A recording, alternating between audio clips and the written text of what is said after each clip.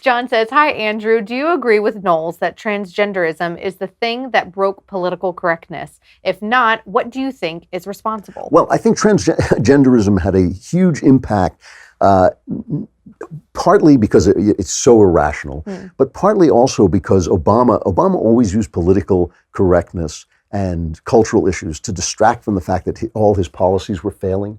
So, like as he set the right Middle side of East, history. Yeah, he set the Middle East on fire. He sat on the economy that just wanted to rebound. People keep saying, well, the recovery started under him. Yeah, even he couldn't stop it, but if he could have, he would have. It was obviously wanted this big bounce to take place.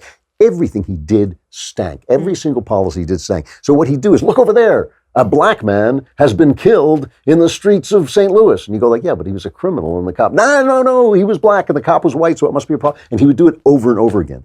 When he said, we've got to deal with transgenderism, we've got to let boys who think they're girls into girls' rooms in schools, that was a moment when I thought, you know what, we may win the next election. Because up until that moment, I thought there was no chance we'd win the next election. The minute he said it, I thought we may win the next election.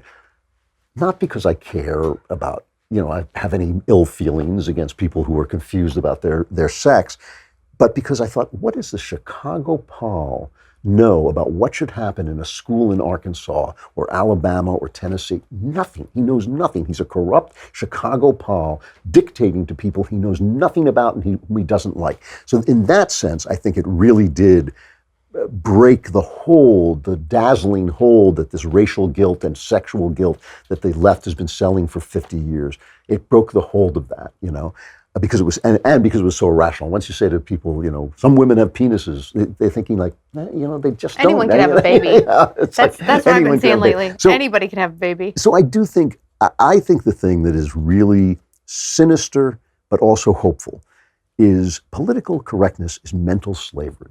It is telling people what they are allowed to think in order to be virtuous. And all of us want to feel more virtuous than we are.